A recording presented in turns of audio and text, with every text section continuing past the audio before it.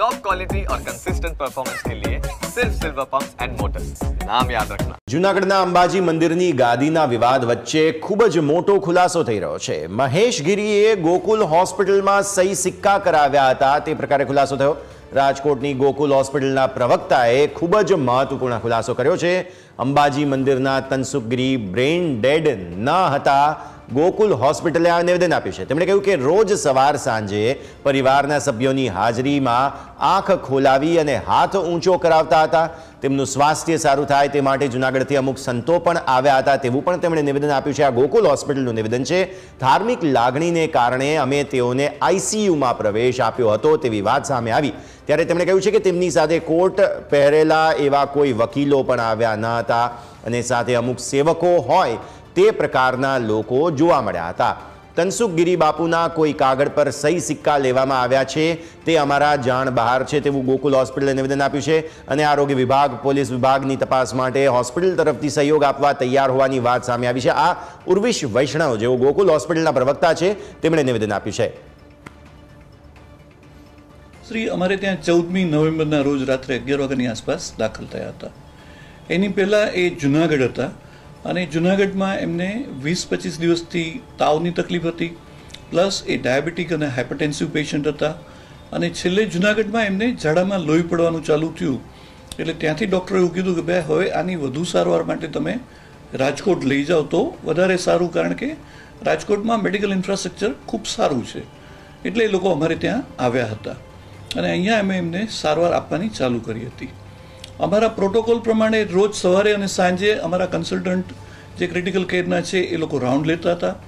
Round લીધા પછી બાપુના સેવકોને બોલાવી અને એમની સાથે બાપુને મેળવતા હતા અને રેગ્યુલર અમે જ્યાં સુધી વેન્ટિલેટર ઉપર નહોતા ત્યાં સુધી વાત કરાવતા હતા અને વેન્ટિલેટર ઉપર આવ્યા પછી અમે એમને કહેતા હતા કે બાપુ આંખ ખોલો તો એ આંખ ખોલતા હતા, હાથ ઊંચો કરો તો એ હાથ ઊંચો કરતા હતા।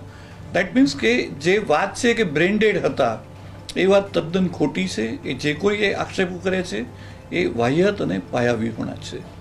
હા, રહ્યો સવાલ આઈસીયુમાં દર્દીના સગાને લઈ જવાનો, એ બાબતમાં મારે એક જ ચોખવટ કરવી છે કે આઈસીયુમાં જે દર્દી હોય છે એ ગંભીર હોય છે, ક્રિટિકલ હોય છે।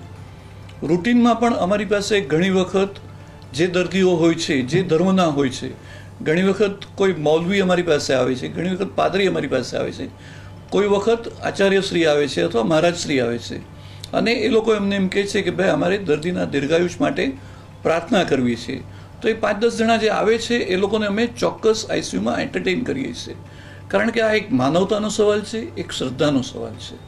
એમાં અમે ના પાડી અને અમે દર્દીના સગાને દુઃખી કરવા નથી માંગતા। મહંશ્રીના કેસમાં પણ અમારી પાસે જૂનાગઢથી સાધુ સંતો આવ્યા હતા અને એમણે કીધું કે બાપુના દીર્ઘાયુષ માટે અમારે પ્રાર્થના કરવી છે, એટલે અમે એમને આઈસીયુમાં લઈ ગયા હતા અને ત્યાં એમણે પ્રાર્થના કરી હતી। ના સાહેબ, એ બાબતમાં અમને ખ્યાલ નથી, કારણ કે કોઈ કોટ પહેરીને કે જે લુક લાઈક વકીલ લાગે એવા કોઈ નહોતા। હા, સાધુ સંતો હતા, એની ભેગા બીજા 3-4 જણા હતા અને આપણને ખ્યાલ નથી આવતો કે ભાઈ આ વકીલ છે કે નોટરી છે, એટલે એ બાબતમાં અમને ખ્યાલ નથી। ના, એ અમારા ધ્યાનમાં નથી, અમારી જાણમાં નથી। એ અનુસંધાનમાં હું એટલું જ કહીશ કે ગોકુલ હોસ્પિટલ હંમેશા પારદર્શકતામાં માને છે। અમે જ્યારે પણ અમને પોલીસ ડિપાર્ટમેન્ટ દ્વારા અથવા કોર્ટ દ્વારા અથવા કોઈ પણ હાયર ઓથોરિટી દ્વારા, ઇટ કેન બી આરોગ્ય વિભાગ, ઇટ કેન બી મિનિસ્ટ્રી, કોઈ પણ કાયદાકીય રીતે અમારી પાસે કોઈ પણ માહિતી માગવામાં આવશે, it can be CCTV, it can be medical record, we are ready to provide. અને ભૂતકાળમાં પણ અમે હંમેશા સહકાર આપ્યો છે અને આ કિસ્સામાં પણ અમે સાથ સહકાર આપવા માટે તૈયાર છીએ। અમે ક્યારેય પાછીપાની નથી કરવાના। ત્યારે વધુ વાતચીત કરીએ, આપણી સાથે સંવાદદાતા ઋષિ રાજકોટથી જોડાઈ રહ્યા છે। ઋષિ, જે રીતે ગોકુલ હોસ્પિટલના પ્રવક્તા દ્વારા નિવેદન આપવામાં આવ્યું છે અને જે પ્રકારે વાત કરવામાં આવી છે, હવે આ સમગ્ર જે વિવાદ છે તેમાં તેમની સ્પષ્ટતા કે તેઓ બ્રેઇન ડેડ ન હતા તનસુખ ગીરી બાપુ, તેના કારણે સતત ફરી એકવાર નવા ચર્ચાના વમળો સર્જાઈ શકે છે। ઋષિ,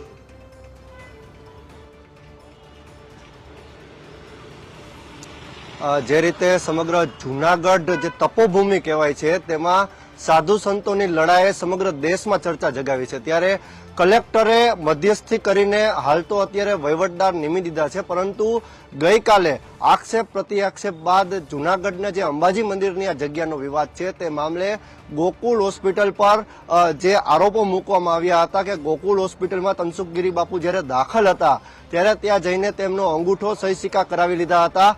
તે વાતને તદ્દન નકારી છે ગોકુળ હોસ્પિટલના પ્રવક્તાએ. તેઓએ સ્પષ્ટ કર્યું છે કે અમે સીસીટીવી આપવા તૈયાર છીએ અને સાથે મેડિકલ રિપોર્ટ તમામ આપવા તૈયાર છીએ. તનસુખગીરી બાપુ જ્યારે પણ અહીં દાખલ હતા ત્યારે એક ધાર્મિક લાગણીને રૂહે આઈસીયુમાં અમે તેમના અનુયાયીઓને મળવા દીધા હતા, પરંતુ ત્યાં કોઈ સહી સિક્કા કરાવ્યાની વાત તદ્દન ખોટી છે. કોઈ સીસીટીવી માગશે તો અમે સીસીટીવી દેવા પણ તૈયાર છીએ અને સાથે મેડિકલ રિપોર્ટ તનસુખગીરી બાપુના કોઈ માગશે તો એ પણ અમે દેવા તૈયાર છીએ. પરંતુ જે રીતે કરોડો રૂપિયાના આક્ષેપો લાગી રહ્યા હતા અને ખાસ પૈસા માટે થઈને જ આ જગ્યાનો વિવાદ ઉભો થયો તેવું સ્પષ્ટ જૂનાગઢના પૂર્વ ડેપ્યુટી મેયર ગિરીશ કોટેચાએ પણ ગઈકાલે જણાવ્યું. ત્યારે હાલ તો અત્યારે આક્ષેપ પ્રતિ આક્ષેપ ચાલી રહ્યા છે, પરંતુ વહીવટદાર જ્યારે નિમાઈ ગયા છે ત્યારે તમામ જે આક્ષેપો છે તેના ઉપર પૂર્ણ વિરામ હવે આવી રહ્યો છે. જી બિલકુલ ઋષિ, ખૂબ ખૂબ આભાર આપનો અમારા સાથે જોડાવા માટે અને આ સમગ્ર અપડેટ માટે.